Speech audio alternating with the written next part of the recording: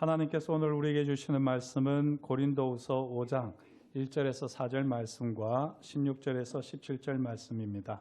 하나님의 말씀을 경청하여 주십시오. 만일 땅에 있는 우리의 장막집이 무너지면 하나님께서 지으신 집, 곧 손으로 지은 것이 아니요 하늘에 있는 영원한 집이 우리에게 있는 줄 아느니라. 참으로 우리가 여기 있어 탄식하며 하늘로부터 오는 우리 처소로 덧입기를 간절히 사모하노라. 이렇게 입음은 우리가 벗은 자들로 발견되지 않으려 함이라. 참으로 이 장막에 있는 우리가 짐진 것 같이 탄식하는 것은 벗고자 함이 아니요 오히려 덧입고자 함이니 죽을 것이 생명에 삼킨 바 되게 하려 함이라. 그러므로 우리가 이제부터는 어떤 사람도 육신을 따라 알지 아니하노라.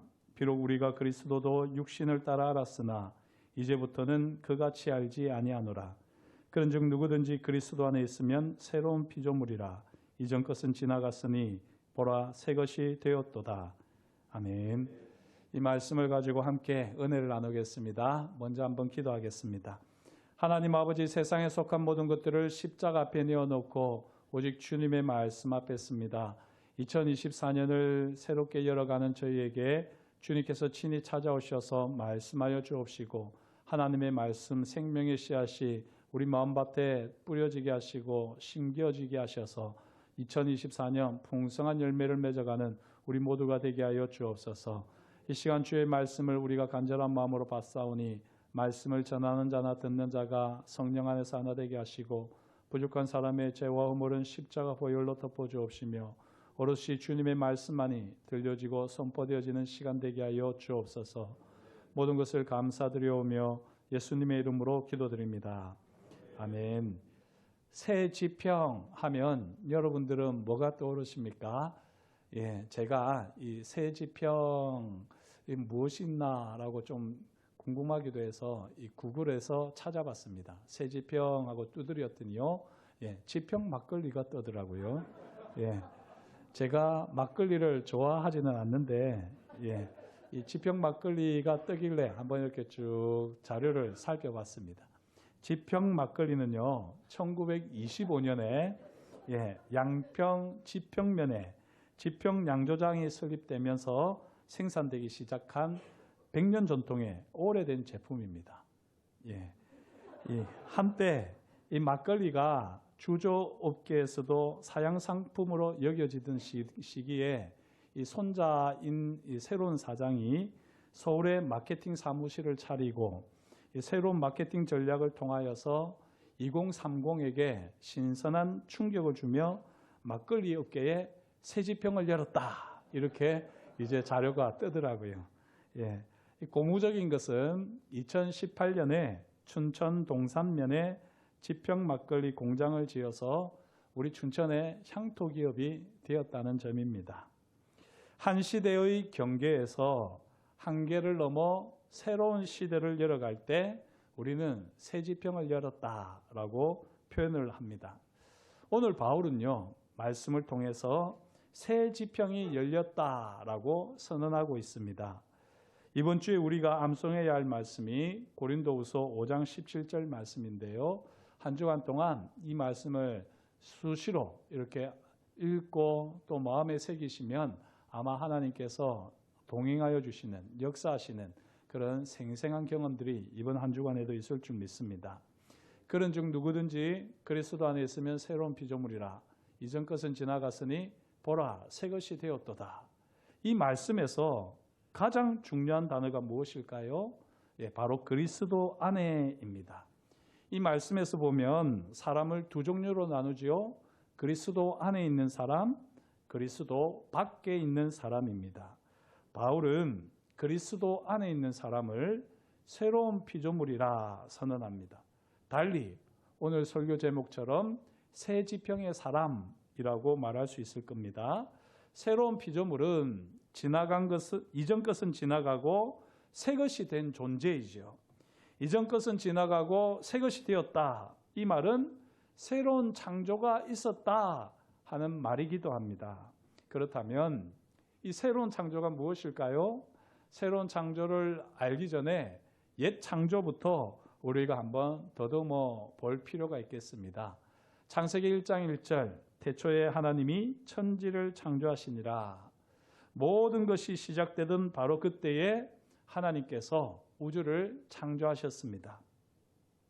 하나님의 창조를 피조물인 우리가 감히 어떻게 다 이해할 수 있겠습니까? 그죠? 과학자들에 따르면은 우주의 나이가 35억 년 정도 된다고 추정하지 않습니까? 이 35억 년 세월 동안에 이 인류가 등장한 것은 고작해야 몇만 년 전입니다. 이 모두를 하나님께서 피조물인 우리에게 미주알 고주알 자세히 알려주신들 우리가 제대로 이해할 수나 있겠습니까? 아무도 이 창조 이야기를 제대로 이해할 수 없을 겁니다. 그래서 하나님께서는 피조물인 우리가 이해할 수 있는 수준에서 창조 이야기를 창세기 1장에 정리하셨습니다. 창세기 1장은요, 객관적인 역사적 사실이 아닙니다. 정확무오한 과학적 사실도 아닙니다. 차라리 한편의 시라고 이해하는 것이 좋습니다. 물론 분명 역사적 진실과 과학적 진실이 녹아 있습니다. 진리 맞습니다. 창세기 1장은 역사와 과학의 터가 되는 분명한 진리이지만 창조 이야기를 다 밝혀주는 것은 아니라는 겁니다. 다만 피조물인 인간이 창조주인 하나님을 경외하기에 충분할 만큼 딱 그만큼만 우리에게 말씀하시고요. 우리는 하나님을 경외하는 감격과 감동으로 오늘을 살면 됩니다. 사랑하는 성도 여러분, 옛 창조를 떠올리시면서 생각할 때마다 하나님에 대한 경외심이 가득하시기를 주님의 이름으로 축복합니다. 자, 옛 창조에 대해서 이 정도면 충분할 것 같은데요. 그렇다면 새 창조는 무엇일까요?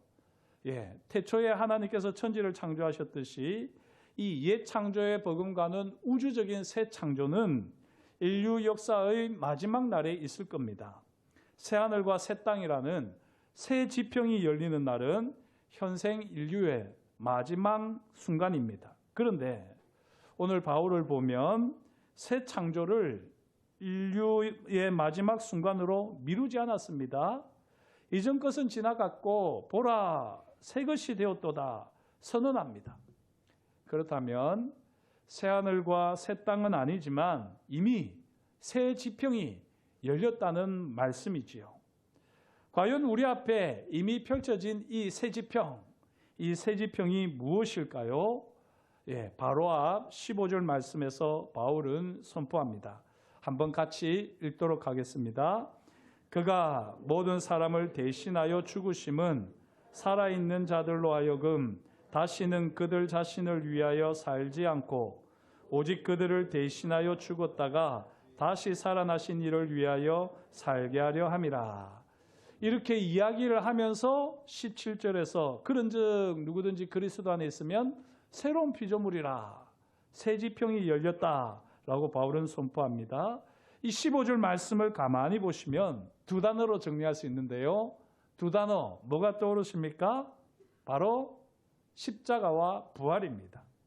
바울은 십자가와 부활이 바로 새 지평을 열어 젖히는 순간이다 라고 선포합니다. 십자가에서 하나님의 아들 예수 그리스도께서 죽으셨습니다. 십자가에서 하나님, 신이 죽으셨습니다. 모든 것은 죽는다. 이 진리를 명징하게 보여주는 사건이었지요. 모든 것은 죽는다. 여기에 신도 예외가 아님을 확실하게 보여주는 사건이 바로 십자가 사건입니다. 사망과 그 배후 세력인 사탄이 우주적인 권세를 가졌음을 확실하게 보여주었습니다. 하지만 이것이 끝이 아니지 않습니까? 하나님의 아들 예수 그리스도께서 다시 살아나셔서 부활의 첫 열매가 되셨습니다. 모든 것은 죽는다. 이 진리는 더 이상 진리가 아니다. 진짜 진리를 명징하게 보여주는 사건이 바로 부활 사건입니다. 사망과 그 배후 세력인 사탄이 더 이상 우주적인 권세가 아님을 확실하게 보여준 사건, 부활 사건. 이 십자가와 부활이 바로 옛 창조의 끝이요 새 창조의 시작입니다. 십자가는 옛 창조를 마무리하는 끝이라고 할 수 있을 테고요. 부활은 새로운 창조의 시작이라고 할 수 있습니다. 십자가와 부활은 우주적인 사건, 빅뱅과 같은 위대한 사건입니다. 예수 그리스도의 부활로 말미암아 더 이상 죽음과 상관없는 새로운 피조물이 나타났습니다. 흙으로 빚은 다음 그 코에 생기를 불어넣어 생명이 되게 하신 하나님께서 십자가와 부활로 새로운 피조물을 빚으시고 성령을 불어넣으셨습니다. 이것이 바로 새로운 피조물의 우주적인 탄생이지요. 바로 우리가 그런 새로운 피조물인 줄 믿습니다. 자, 그렇다면 그리스도 안에 있는 새로운 피조물, 새 지평의 사람의 특징이 무엇일까요? 오늘 말씀을 가만히 보게 되면 새 지평의 사람의 특징을 세 가지로 정리할 수 있습니다. 첫째, 절망의 탄식과 간절한 사모함이 공존하는 사람입니다. 고린도후서 5장 2절 말씀을 함께 읽겠습니다. 참으로 우리가 여기 있어 탄식하며 하늘로부터 오는 우리 처소로 덧입기를 간절히 사모하노라. 지금 여기에 대한 탄식이 있습니다. 여전히 옛 창조의 시대를 살고 있는 것 같은 아픔과 고통, 혼돈과 두려움에 대한 탄식이 있습니다. 하지만 지금 여기에 대한 탄식에 그치지 않고 간절한 사모함이 있다라고 바울은 선포하는데요. 무엇에 대한 간절한 사모함이지요? 하늘로부터 오는 초소로 덧입기를 바라는 간절한 사모함이 있습니다. 저와 여러분들이 그리스도 안에 있는 새로운 피조물, 새 지평의 사람일진데 이런 특징을 꼭 가질 수 있기를 축복합니다. 지금 여기에 대한 탄식뿐만 아니라 이제 하늘로부터 오는 초소로 덧입기를 원하는 이 간절한 사모함이 우리에게 넘쳐나야 하는 것입니다. 지금 혹시 외모 때문에 괴로운 분이 계십니까? 괴로워하지 마십시오. 우리는 더 좋은 외모로 덧입을 것입니다. 천국에 가면요, 저를 못 알아보실 겁니다. 예, 지금은 이렇지만 아주 멋진 모습으로 덧입을 것이기 때문입니다. 지금 질병으로 인하여서 몸이 불편하거나 연약해져 있어서 너무 괴로우신 분이 계십니까? 우리가 더 좋은 몸으로 덧입을 것입니다. 지금 우리의 상태가 어떠하든지 결국에는 더 좋은 것으로 우리는 덧입을 겁니다. 이를 확신할 수 있도록 성령께서 보증이 되셔서 우리 삶 가운데 영원한 생명으로 역사합니다. 지금 여기의 탄식과 장차 있을 미래에 대한 간절한 사모함, 이 둘 중에 무엇이 더 큽니까? 어떻게 무엇이 더 크느냐에 따라 우리가 그리스도 안에서 새로운 피조물로서 새 지평의 사람답게 살아가느냐, 살아가지 못하느냐 확연하게 차이가 나는 것입니다. 바라기는 저와 여러분들이 장차 있을 미래에 대한 간절한 사모함이 더 크기를 축복합니다. 지금 여기에 탄식을 넘어서는 장차 있을 그 덧입음을 우리가 사모하며 나아갈 때에 우리는 오늘 현실의 고통과 아픔, 두려움까지도 넉넉히 이길 수 있을 것입니다. 성령께서 영원한 생명으로 우리 가운데 역사하기에 장차 있을 미래, 마지막 날에 우리가 신령한 몸으로 덧입을 것을 알지만요, 성령께서 우리 가운데 역사하시기 때문에 그 장차 있을 미래는 단순히 장차 있을 미래가 아니라 오늘 내가 경험하는 미래, 이미 성취한 미래로서 우리는 경험하게 됩니다. 그리고 그 마지막 날에 있을 일이 오늘 우리에게 현실이 되는 것이죠. 이걸 가능하게 하시는 분이 바로 성령이신데요. 그리스도 안에 있는 새로운 피조물, 새 지평의 사람은 바로 이런 신령한 경험을 하는 사람들입니다. 사랑하는 성도 여러분, 저와 여러분들이 지금 여기에 있는 탄식거리로 인하여서 힘들고 어려울 때라도 성령이 주시는 위로와 성령이 주시는 소망과 성령이 주시는 비전을 가지고 장차 있을 그 미래에 새로운 것으로 덧입는 그 간절한 사모함이 결코 호황된 것이 아니라 오늘 내 삶의 구체적인 은혜로 경험되어지기를 주님의 이름으로 축복합니다. 자, 그렇다면 이 경험이 새지평의 사람의 경험 전부일까요? 아니죠. 제가 세 가지 특징이라고 말씀드렸는데요. 그리스도 안에 있는 새로운 피조물, 새지평의 사람은 또 다른 인식이 생깁니다.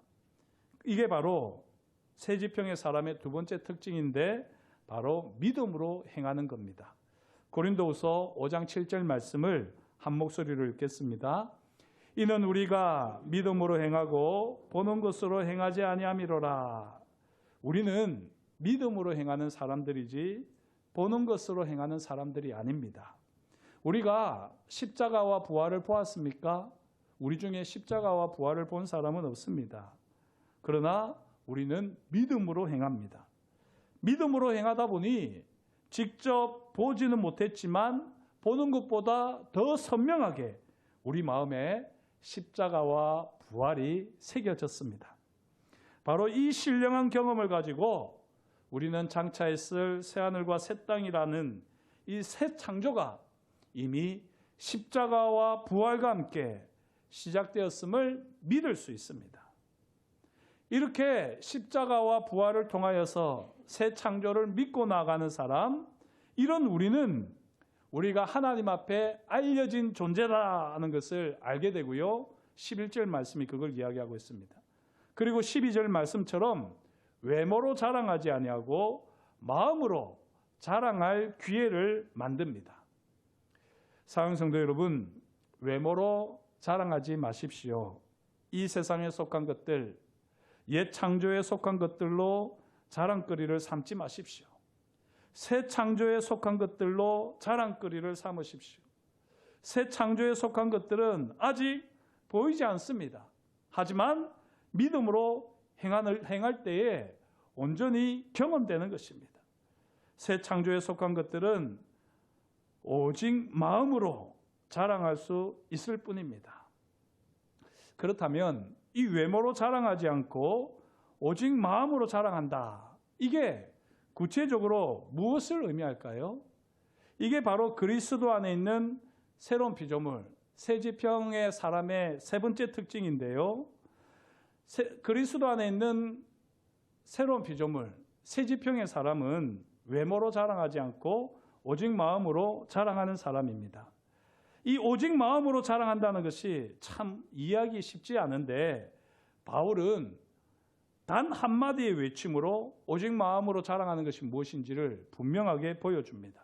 고린도후서 5장 14절에 보시면 그리스도의 사랑이 우리를 강권하시는도다.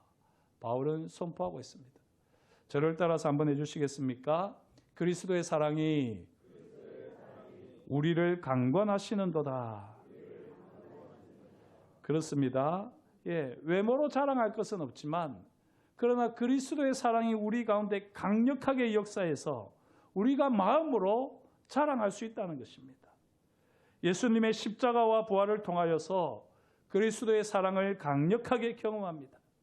이 그리스도의 사랑이 더 이상 옛 창조의 세상에서 살아갈 수 없을 만큼 강력하게 바울 자신을 이끌어갑니다. 그 결과 바울은 이제부터 어떤 사람도 육신을 따라 알지 않겠노라 선언을 하지요. 이 세상의 기준인 물질, 외모, 지위, 성공 등을 가지고 육신을 따라 사람을 평가하고 재단하던 일을 이제는 그만두었다라고 선언합니다. 이것이 바로 그리스도 안에 있는 새로운 피조물, 새지평의 사람의 두드러진 세 번째 특징입니다. 사랑하는 성도 여러분, 우리가 그리스도 안에 있는 새로운 피조물, 새지평의 사람일진데 날마다 십자가와 부활을 생생하게 경험하시는 복이 있기를 주의 이름으로 축복합니다. 우리의 옛사람 위에 덧입혀지는 새 사람을 간절히 사모하며 살아갑시다. 누구도 옛사람의 모습 그대로 외모로 판단하지 아니하고 새 사람의 모습, 장차 덧입혀질 사람을 바라보는 마음으로, 사랑의 마음으로 판단하는 우리가 되면 좋겠습니다. 예수 그리스도의 십자가와 부활을 통해 경험하는 이 강권적인 사랑이 우리의 마음을 가득 채우는 이런 경험이 있기를 축복합니다. 이게 바로 새지평의 사람의 특징이요, 또 복입니다. 바울처럼 새로운 창조가 이미 시작되었다고 믿었던 요한은 가나 혼인잔치에서 물이 포도주로 변하는 사건을 첫 이적으로 꼽았습니다. 예수님께서 십자가와 부활을 통하여 이루신 이 새 창조가 이미 첫 이적에서 감지되었다라고 이 요한은 깨달은 것이죠. 사실 이 새 창조의 관점에서만 물이 포도주로 변하는 첫 이적을 제대로 이해할 수 있습니다. 솔직히 누가 물을 포도주로 변화시킬 수 있겠습니까? 이와 같은 화학적 변화를 일으킬 수 있는 분은 창조주가 유일합니다. 물을 포도주로 변화시킬 수 있는 이 화학적 변화는 그 누구도 할 수 있는 것이 아니라 오직 창조주만이 하실 수 있는 일이죠.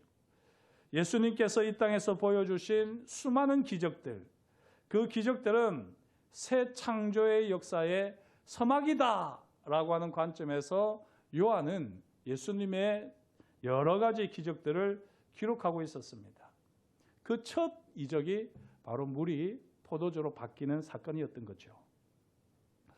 200년 전 영국 캠브리지 대학교 3학년 강의실에서 기말고사가 한창이었습니다.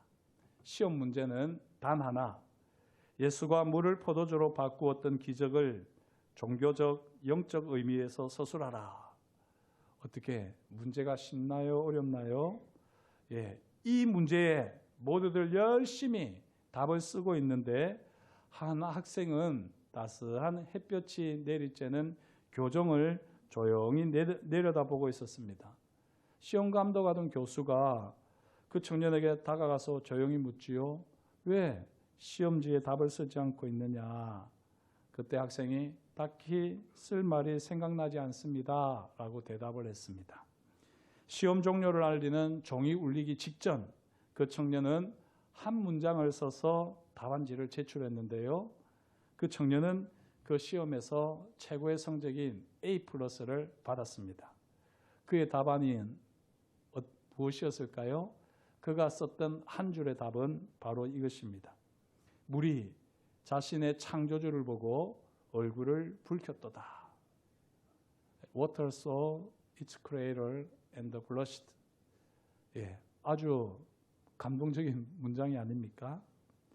이 학생의 이름은 조지 고든 바이런인데요. 19세기 영국의 낭만주의를 대표하는 시인입니다. 모두가 가나 혼인잔치에서 물이 포도주로 바뀌었던 그 기적을 설명하기에 급급할 때 모두가 그것이 어떻게 가능했는지 설명하기 위해서 온갖 지식을 끌어모으고 있을 때 그는 창조주이시며 구속주로 오신 주님께 초점을 맞추었습니다. 새지평의 사람의 면모를 제대로 보여주는 장면이 아니겠습니까? 세상은 그리스도 안에 있는 새로운 피조물, 새지평의 사람들로 인하여서 새로운 세계를 어렴풋이 경험합니다. 저와 여러분들이 그리스도 안에 있는 새로운 피조물, 새지평의 사람들일진데 2024년 올 한 해 우리의 삶을 통하여서 세상이 새로운 하나님의 나라를 경험할 수 있도록 귀하게 쓰임받는 저와 여러분이 될 수 있기를 축복합니다. 새지평의 사람답게 살아가면서 올 한 해도 반드시 승리하는 저와 여러분이 될 줄 믿습니다. 기도하겠습니다. 하나님 아버지, 주님께서 저희를 사랑하여 주시고 오늘도 주님께서 우리에게 말씀하여 주시니 감사합니다. 누구든지 그리스도 안에 있으면 새로운 피조물이라 말씀하셨사오니 하나님 아버지, 예수 그리스도의 십자가와 부활을 힘입어 새로운 피조물답게 새지평의 사람답게 살게 하여 주옵소서.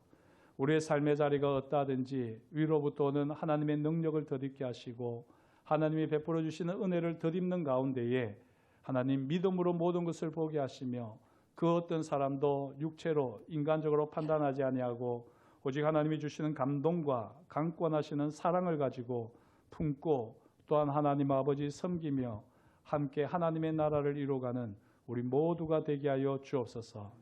그렇게 2024년 한 해 참으로 새 지평을 열어가는 사람으로 우리를 사용하실 것을 인하여 감사를 드리오며 예수님의 이름으로 기도드립니다. 아멘.